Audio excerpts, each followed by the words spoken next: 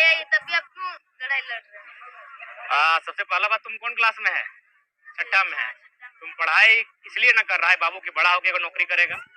तो 1932 का खतियान का मतलब है कि उसके आधार पर नियोजन नीति बनेगा। नियोजन नीति का मतलब जैसे नौकरी में फॉर्म भरता है ना, उसी को नियोजन कहते हैं। तो नियोजन एक पॉलिसी बनता है। यदि 1932 का खतियान के लिए हम लोग नहीं लड़ते हैं और उसके आधार पर अगर नीति नहीं बनता है, तो तुम यहाँ पढ़ेगा, छठा के बाद 10 जाएगा, 10 के बाद तुम 12 जाएगा, और जब तुम बड़ा होगा, जब तुम नौकरी का फॉर्म भरेगा, तो पता चलेगा तुम्हारे साथ साथ बिहार, यूपी, बंगाल का लड़का लोग भी यहाँ फॉर्म भरा है। तो उससे क्या होगा, उन लोग थोड़ा तुमसे तेज भी है, क्योंकि हम लोग झारखंड के लोग हैं, और साथ ही तेज हैं या नहीं है, बाहर के लोग हैं, तो तुम्हारी नौकरी को बाहर के लोगों को दे दिया जाएगा। जबकि वो नौकरी किसकी थी?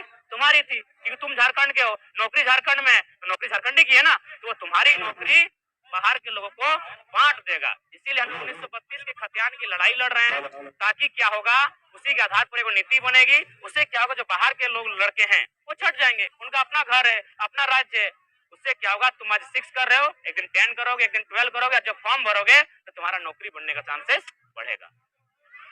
तथा करसवा गोलीकांड में जो शहीद स्थल था वहाँ पर जब आप गए तो उसका काफिला जो जनसैलाब वो काफी ज्यादा देखने को मिल रहा है। वहाँ पर सीएम भी जाते थे, लेकिन आप गए तो कुछ अलग ही अंदाज में लोगों का जो जनसैलाब है वो नजर आया। देखिए, मुझे भी लगा, और पुलिस प्रशासन का भी कहना था कि मैंने उनके अभी तक के सर्विस के करियर में जब भी वह यहाँ ड्यूटी किए हैं, सबसे ज्यादा जनसैलाब था। तो इसका कारण यही था कि लोगों की भावनाएं हमारे साथ जुड़ी हैं, और ऊपर से वहाँ थोड़ा सा एक मैंने आपसी मैंने एक मैसेज मैंने वायरल हुआ था कि कुछ धमकी भरा कि अगर हम लोग हथियार के साथ रहते हैं, अगर जन्म मातवाते हैं तो कुछ नुकसान हो सकता है। तो इसीलिए लोगों की भावनाएं और जुड़ी थी, और काफी संख्या में लोग पहुंचे थे, और निश्चय मुझे लगता है अब तक के इतिहास का सबसे रिकॉर्ड तोड़ जनसैलाब उस दिन था।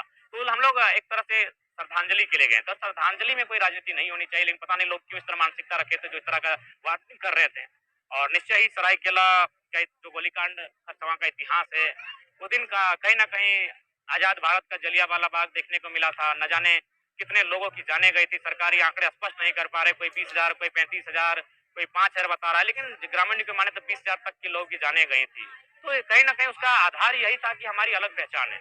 आखिर वो तो उड़ीसा में जा सकते थे, लड़ाई और गोली क्यों खाना पड़ा? वे लोग उड़ीसा के साथ नहीं जाना चाहते थे। क्यों नहीं जाना चाहते ना? उड़ीसा की पहचान अलग है, हमारी इधर की पहचान अलग है।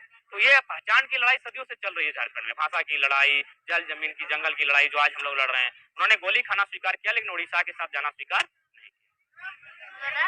आप जैसे आंदोलन कर रहे, हमें भी आंदोलन करना चाहिए या पढ़ाई करना चाहिए? देखिए, सवाल तो बहुत बड़ा है, लेकिन तुम अभी छठी क्लास में हो, इसलिए तुम्हें फिलहाल पढ़ना है। बाकी तुम इंटेलेक्चुअल सपोर्ट कर सकते हो।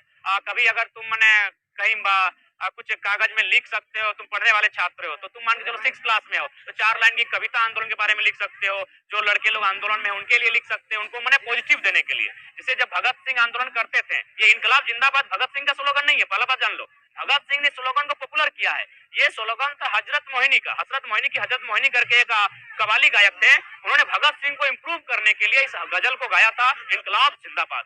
फाइनली ये भगत सिंह का नारा बन जाता है। ठीक उसी प्रकार तुम 6 क्लास में तुम अभी पढ़ो, लेकिन हाँ, तुम 2-4 कविताएं अगर लिख सकते हो तो लिखो, और उसके माध्यम से तुम घर में पढ़कर अपनी पढ़ाई को कर तो कविताओं के माध्यम से बोलकर तुम सपोर्ट कर सकते हो। बाकी तुम्हें अभी 6 क्लास में तुम अच्छे से पढ़ाई करो।